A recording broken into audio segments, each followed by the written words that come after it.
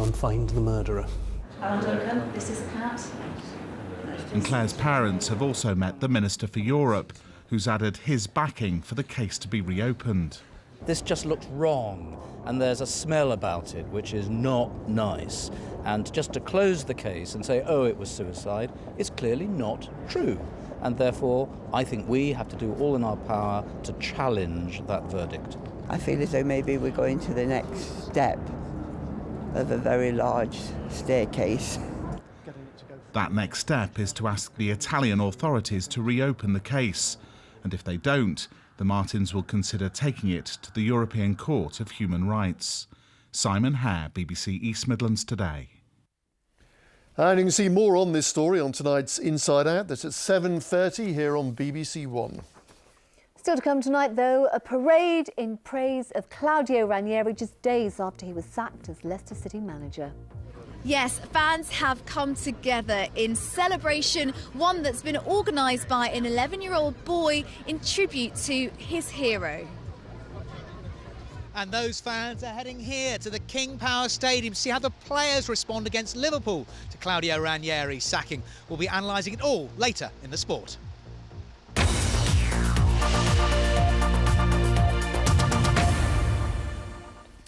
Next, though, research being carried out here in the East Midlands suggests a flawed exercise test could be leading to patients needlessly undergoing open-heart surgery. A team at the University of Leicester says the internationally recognised bike test, which is used to diagnose a narrowing of the aortic heart valve, is highly inaccurate. Our health correspondent Rob Sissons has more. Professor Jerry McCann is a cardiologist. His latest research at the University of Leicester is into an internationally recognised bike test. It suggests it's not reliable when it comes to selecting patients for aortic valve replacement. It's possible that too many people are having an operation, but it's likely that most of these patients will require an operation at some point. Perhaps in the very elderly group of patients, you may send a patient to surgery who would never have developed symptoms, and that is a concern. Mike has got a good level of fitness. Essentially, it's looking at lung function and heart function while we're stressing them under a significant workload on the bicycle. The concern is breathlessness in patients may just be down to the fact they don't exercise much. So thousands of operations may be being done too early, putting patients at risk of surgical complications. It may be better to watch and wait. Yes, well, the beauty of this test is it just takes a few minutes and you get instant results. Hardly surprising then that it's very popular among the medical fraternity. So these findings are controversial and really cry out for a lot more research. Across the UK, around 10,000 aortic valve replacement operations are carried out each year. The typical cost, £15,000 per procedure, and patients usually stay in hospital 7 to 10 days. Postponing surgery could save the NHS millions of pounds a year. I think there are those people who really do believe that the bike test is good, and Works said she continues to have confidence in Mr. Smalley's leadership. Simon Ward reports. 7-year-old Sinead Walker had more than 50 injuries when she died. Her aunt and grandmother were jailed for cruelty to her. The inquest into Sinead's death is now into its third week. The Director of Education in Nottingham, Sarah Fielding, has been giving evidence today. She was answering questions about the head teacher of Southglade Primary School, Peter Smalley, and teaching assistant Laura Shreves. The inquest heard they recreated a safeguarding document about concerns for Sinead Walker. It had gone missing, but was recreated soon after her death. The inquest heard they rewrote it on a day that the original teacher who wrote the document was not in school. 6 members of staff later came forward to speak to a doctor who was supporting the school after Sinead's death. They felt their concerns for Sinead had not been taken seriously enough. Director of Education Sarah Fielding was asked by the coroner how she felt now about that recreated safeguarding form. She said it was unacceptable and weak leadership by the head teacher Peter Smalley. The coroner asked her if she had confidence in the head teacher, and she replied yes.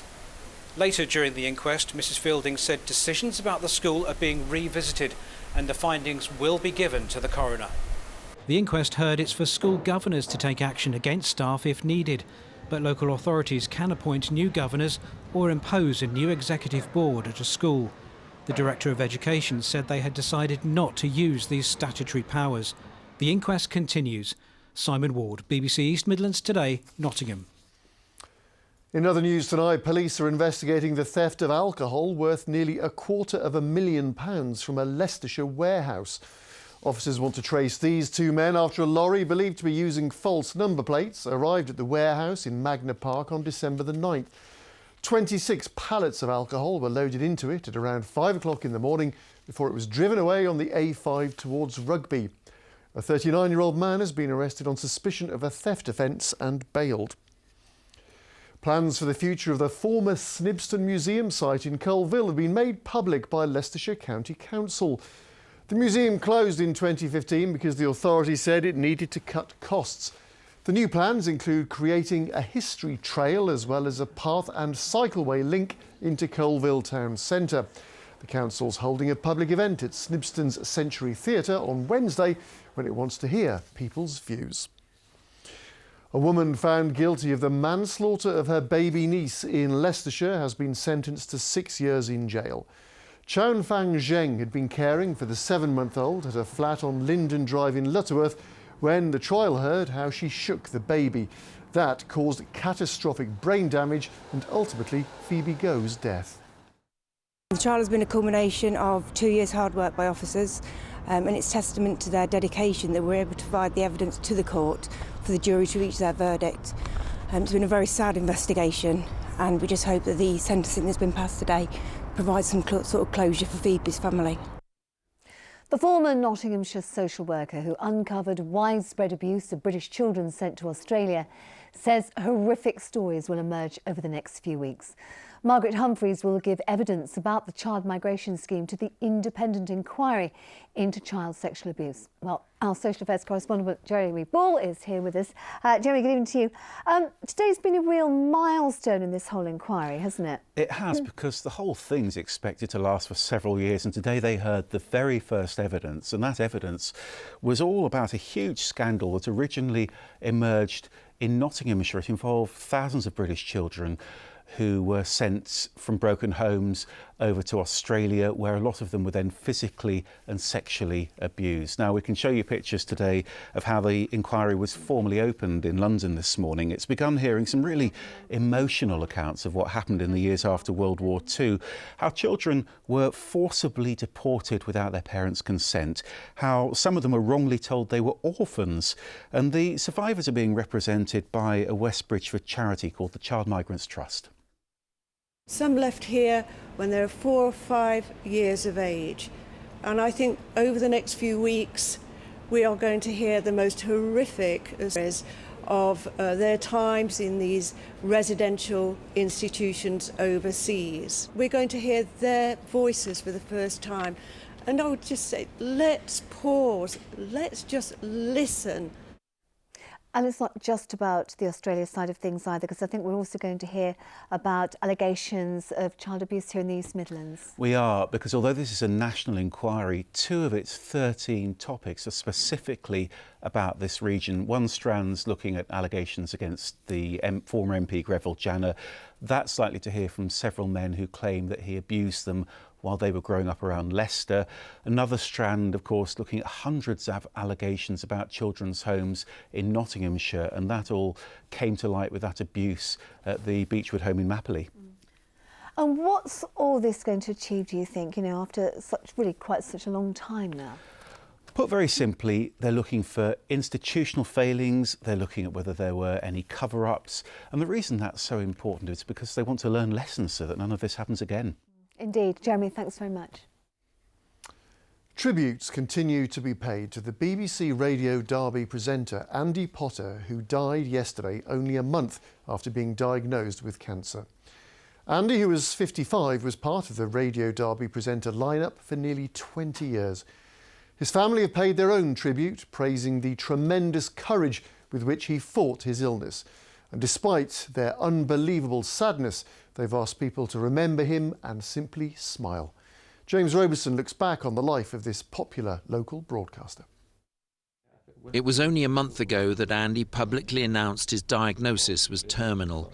He spent his final days surrounded by family and friends in the Macmillan ward of the Royal Derby Hospital. Today, colleagues have been paying tribute to him and to his passionate support of culture in Derby and Derbyshire.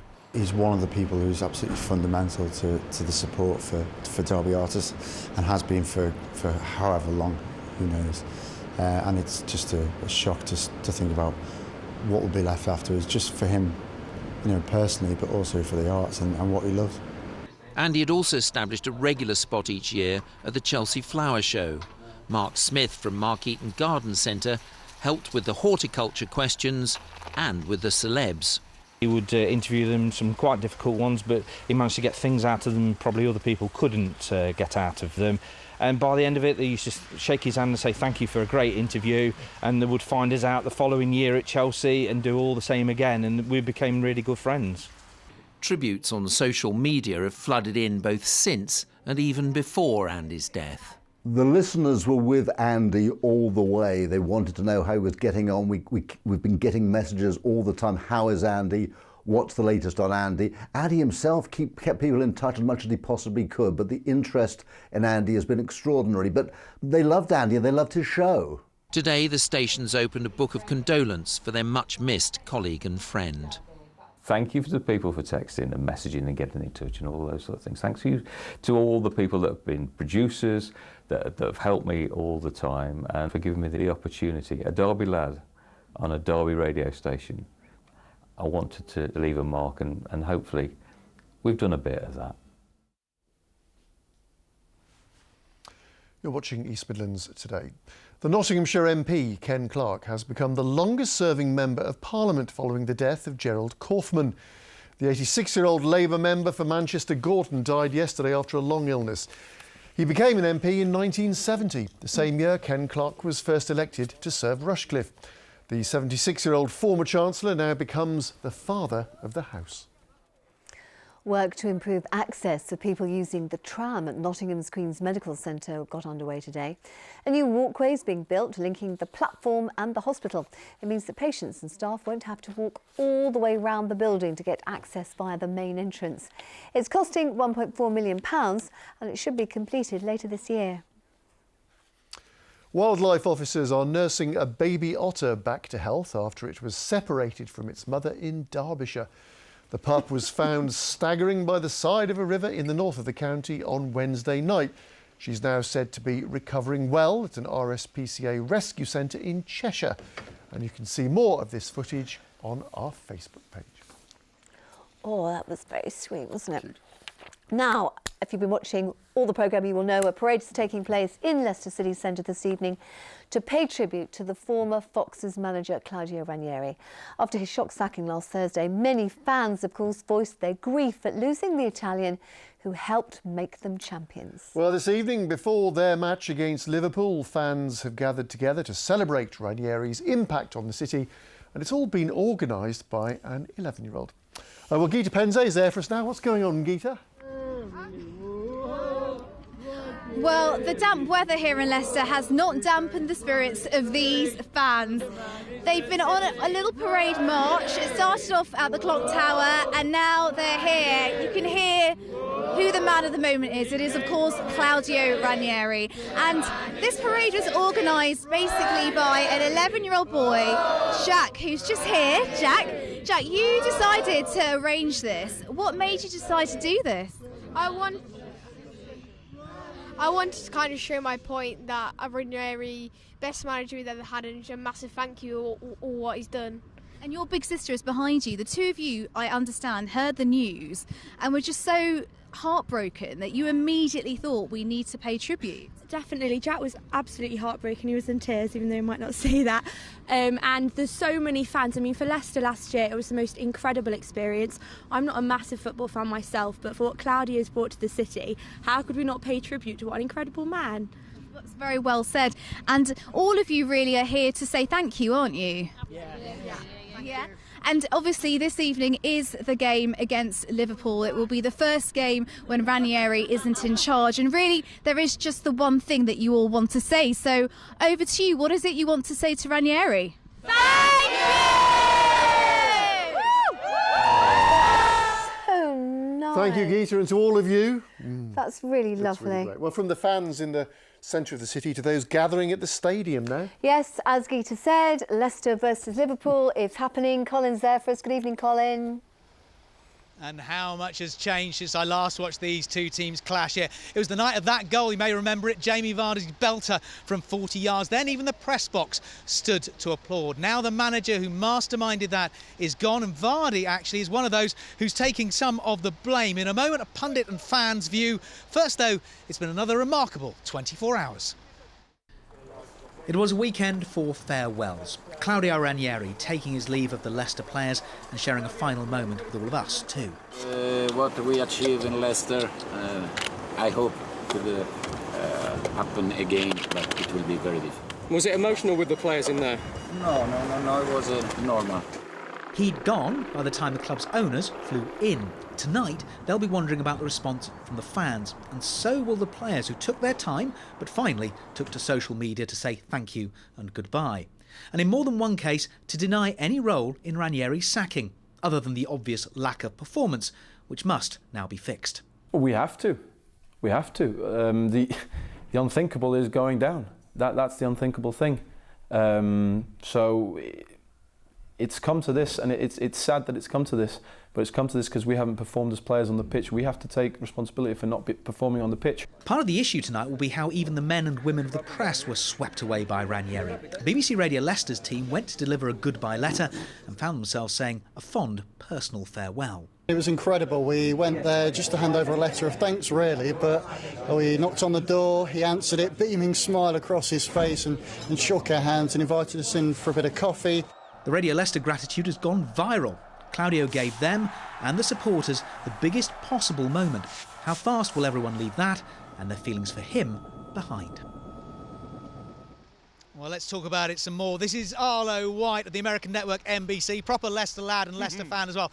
Last time we spoke, Gleaming Day in May, the parade, it's all changed, hasn't it? Was that only last year? Yeah. Absolutely remarkable. I got back from Seville like you to get the news on Thursday. I was at first shocked at the timing, and then it sunk in, and you look at the league table and you look at the form that the football club are in, you look at the money that the owners have put into the club to restore it, to go to the Championship title last year, the Premier League title last year, and it began to make more sense. I've never seen hysteria like we experienced last Friday and Saturday. And the statement from Claudio was a real tearjerker, wasn't it, at the time? But I'm of the thought, Colin, that it was the right decision. But I still think you can want a statue outside the ground for what he did. Yeah, and that's the behind the thanks and everything. But as someone who looks at it from outside, if you like, from America, what's this done to Leicester's image of this plucky little club, the nice club? It hasn't helped it, I don't think. Words like betrayal, disgust, treachery are being used. But I honestly think there's more to this story than people realise. And Claudio did a fantastic job, but he was part of something bigger. It was a wonderful confluence of different events that led to Leicester City winning the title. He was vital to it. People in America, I think, see the fairy tale, and I think Leicester City, in a way, were trapped in a fairy tale. If they kept things at the status quo, then they would have gone down, I think, in my view, absolutely no doubt about it. But if they fired him, they looked like the bad guys. And that's how they're perceived around the world. Now, it's up to the players and Craig Shakespeare and the staff here to turn it around and to prove it was the right decision. OK, Arlo, thank you very much indeed. Let's wrap everything else up now. Start with the goals. Away from Leicester, Derby County's playoff hopes took a hit at Aston Villa, and that's where Mark Shardlow starts his roundup. It's been a dreadful February for Derby, and this defeat was their 6th game without a win. In contrast for Villa, this their first win of 2017. Derby felt hard done by when this penalty appeal was turned down. A stonewall penalty, said manager Steve McLaren. Nottingham Forest took a point in a game of few highlights at Wigan. Meanwhile in League 2, Mansfield Town fought back from a goal down against Newport to take them to 8th, just outside the playoffs, but only on goal difference. Their winner coming from a penalty, given for handball and converted by Shaquille Courthurst. Meanwhile, Notts County had a goalless draw with Yeovil. Mark Shardlow, BBC East Midlands Today.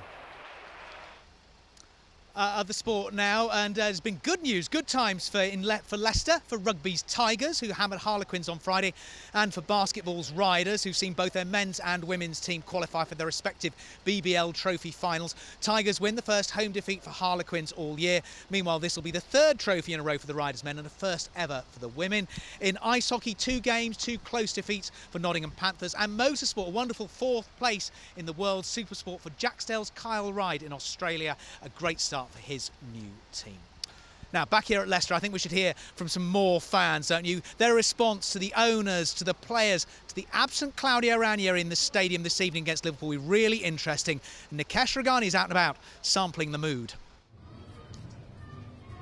Yes, well, Colin, they've certainly had a few days to digest this news of Claudio Ranieri's sacking, but how are they feeling? Well, I've got some fans here with me. Robert, you said you're very disappointed still. Yeah, I'm still disappointed. It's a bit gutting after what he did for us last season, and I think every fan would like to say a big thank you for what he's done for us. Sunita, you've got a sign there saying Claudio will be missed. Certainly no hiding your feelings. No, he will certainly be missed after what he did. He brought us up in the Premiership. He helped us out with the relegation. What he achieved last year, winning a Premiership, which Leicester's never done that. How could we do this to him? I'm feeling so sad about it. And finally, Charles, you're going to get behind the team tonight despite all this? Certainly got behind the team, yes. Very disappointed about Claudio. He got us on the verge of Europe. Should have given him a bit more time. But yes, I'll be behind the team tonight. So that's what the fans are feeling ahead of kick-off here, which is at 8 o'clock tonight.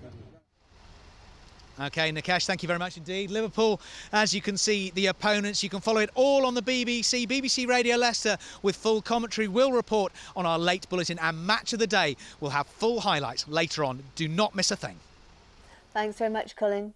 Yes, you'll hear it here on our late edition at 10:30. It's very intriguing, isn't it, what will happen at the match? I know. So I'm kind of in 2 minds. Don't know. Obviously, I want them to win, but to see what's been happening. It's been raining very heavily in Leicester and elsewhere this evening. Yes, it has. We've had a little bit of everything today, even some wintry showers, some sunshine as well. This was a rather messy satellite picture over the East Midlands and the rest of the UK earlier on today. Some heavy showers at times as well. Now, we had this Weather Watchers picture sent in earlier on with this rather angry bank of cloud coming in the direction of Rutland, and even some momentous clouds spotted over Derbyshire. So thank you very much to our Weather Watchers for sending those in. Now, as we go through the course of the day tomorrow, it's a similar picture, showery rain, but also some bright spells, and it's all because of this spiralling area of low pressure over the UK that's throwing fronts towards us over the course of the next few days. As for tonight, we've got a yellow weather warning in force for ice. That's particularly for Derbyshire and Nottinghamshire, so do take extra care on untreated routes this evening. As we have a look at the detail overnight, again, a few touches of wintriness here and there as we go across the East Midlands. Lots of patchy showers around tonight, some drier spells in between, and lows of around 0 degrees Celsius, so do be aware of that ice risk this evening. Then as we go through the course of the day tomorrow, we'll start off on a fairly bright note. You may even see some sunshine, but we'll continue to see the cloud building over the course of the afternoon. Highs of around 8 degrees Celsius with lots of showers around later on in the day. So as we have a look towards the middle part of the week, we'll continue to see quite cloudy conditions, a little bit of uncertainty about how far this rain is going to move north, but do take your brollies out with you over the course of the next few days because we've still got low pressure in charge. I'll leave you with the outlook, a mixture of sunshine and quite blustery showers for the next few days.